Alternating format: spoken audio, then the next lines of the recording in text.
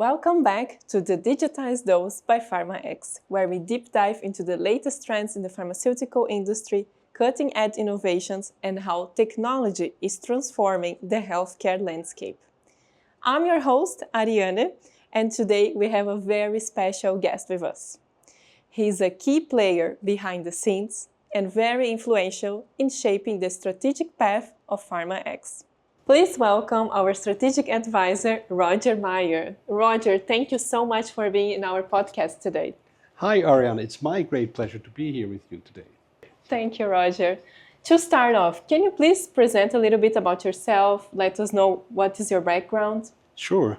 I'm an economist by training and started up my career in private and investment banking a long time ago. Then I joined one of the large management consultancy companies where we advised mainly multinational corporates, also a couple of the very large pharmaceutical companies.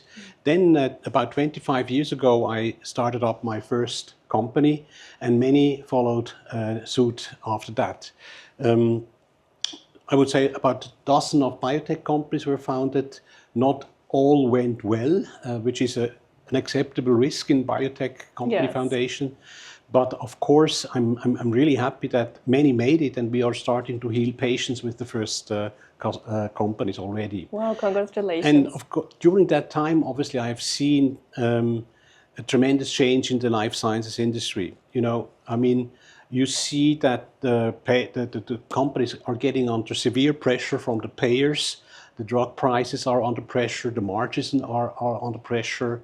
And they suffer from very rapid change. Who would have thought that mRNA vaccines or the GLP-1 agonists would shake up the whole industry in just 2-3 years, and not only the industry but the whole society. So these companies must prepare for optimizing their organizations, and obviously, what would be more logical than to take an impact where it's possible? In your own organization, in your manufacturing, in your supply chain. And I feel that PharmaX is extremely well positioned to actually help the customers to achieve massive productivity gains and cost savings on a recurring basis. Right. So let's start off with what really sparked your interest in PharmaX. You have advised numerous companies across various industries. So what was the potential you saw in PharmaX when you joined as a strategic advisor? Yeah, you can imagine that after 25 years of company building, I've developed a certain feel for company founders. It's a personality. And when I first met Kartik Kuncharam and Francisco Aguilar, I immediately felt that they are up for something big and unique. It's not about only their extraordinary skills and expertise in the field. It's also about their understanding about the customer relationship. They are really willing to help the customer to do the job better than before. And not only that, I know many consultancy companies that are driven by selling as many consultancy hours as possible. Yeah, but we really want to make sure that we empower the customer to do things on his own. And this is also proven by an initiative that we are currently examining in detail to use AI to actually speed up processes in the manufacturing quite dramatically, which leads probably even to the fact that we can save money on consultants. So basically, instead of selling a customer consultancy hours, we would like to sell them value. And we're confident enough to come up with new ideas to further improve and help the customers improve their situations. So now let's talk a little bit about our team. What are the strengths you think that make us unique as a team in the pharmaceutical industry? Yeah, that's easy. That's an easy question because you actually hit the bull's eye. It's the team. It's all about the team. When I first saw the whole team together, I could witness a pretty unique team spirit. I didn't expect that, and I'm not saying that just like that. I really felt it. When we met in Lisbon, and I saw all these people connecting each other and seeing each other again after many months, in real life, it felt like a family gathering. You know, people were really enjoying to meet each other. And if you look at the composition of that team, there are many people from different nations, all with very high educational standards and all motivated to work internationally. Did you know that we can do projects in Arabic, in Hindi, even in Swiss German? You know, and what I see is also that these people, despite the fact that they are spread all over Europe and even beyond Europe, they keep in touch all the time. They're permanently connected through Teams, and I think that the tools that we are using to actually connect and stay connected and share knowledge and information is quite unique for a company of that age. I mean, bear in mind, it's only our fourth year that just started now. Roger, in your opinion, what makes PharmaX as a company truly special in the pharmaceutical space? Yeah, I think the exceptionality lies in a combination of different features. You know, every single feature alone exists out there as well, but the combination is unique. You know, this exceptional team spirit, on the one hand, on the other hand, this well-documented focus on customer benefit, and this is not just a statement. You can check that out. That on the one hand, and even sometimes if we produce so much of it that the customer doesn't need us anymore, that's a nice problem.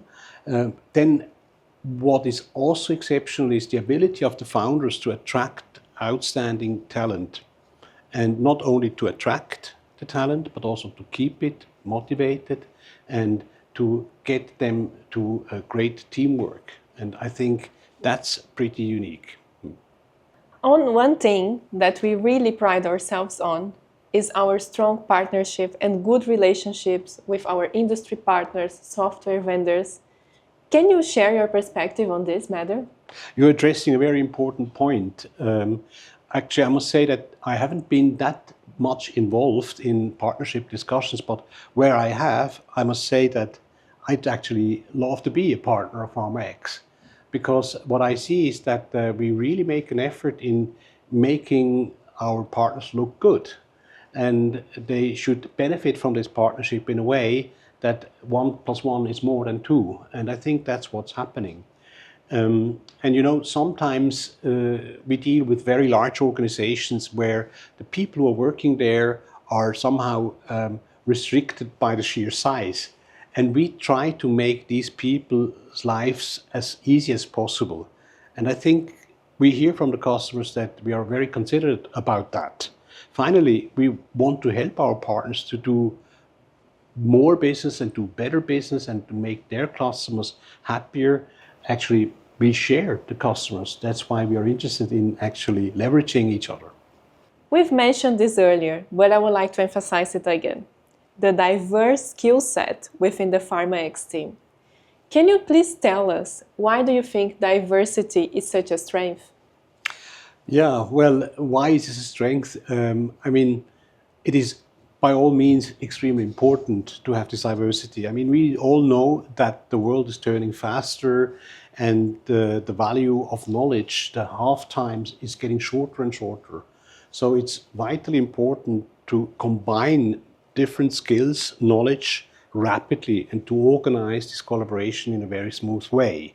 And I would call our consultants not as generalists or specialists, they are multi-specialists. So they have skills in different fields that are pretty profound. And in order to get this knowledge to the customer, we have established a great organization where we share knowledge rapidly. Time and availability play a key role, and I think this combination allows us to be on the customer side at the speed of the light. And you mentioned diversity. I think that's a point that is really important to me. Diversity also in the sense of empowerment of our female colleagues. When I joined the company, I was frankly very surprised to see so many women in this group. I always thought that these tech environments would attract mainly the boys and not the girls. I would estimate in engineering classes, the proportion of women is maybe 5-10%. At PharmaX, it's more than 50%. Can you imagine? This gives the teams and also the work at the customer side a completely different spin and dynamics, which is probably very good. And that's also what we hear from our customer time and again. What we also put a lot of emphasis on is that we help our consultants in the very best possible way to perform at the customer side, also by setting up good structures in the back office. Our support staff is doing everything they can to make life easier to our consultants so that they can focus on delivering value to our customers. Now, speaking about the future, where do you see PharmaX going in the next 5 to 10 years? What does the future look like for us? Wow, that's a great question. I like the question, but I have no crystal ball, obviously. You have seen the company growing really rapidly over the past 3 years, and I think that's an expression of the success of what we do. But for me, growth per se is no quality. Every company that is growing rapidly has an intrinsic tendency towards mediocrity. And so that means in any big company, you will find potential Nobel Prize winners or potential mass murderers. So basically, it's a mirror of society. We want to maintain a very high quality level. So that means size is not quality per se. We must stay at the forefront of the developments in our industry. We want to be at least 6 to 12 months ahead of our customers. We want to actually smell trends first, assess them, find out about the impact of these trends on our industry and our clients. And we want to try out solutions very early and share that knowledge to actually improve lives and actually the businesses of our customers. That must be our aim.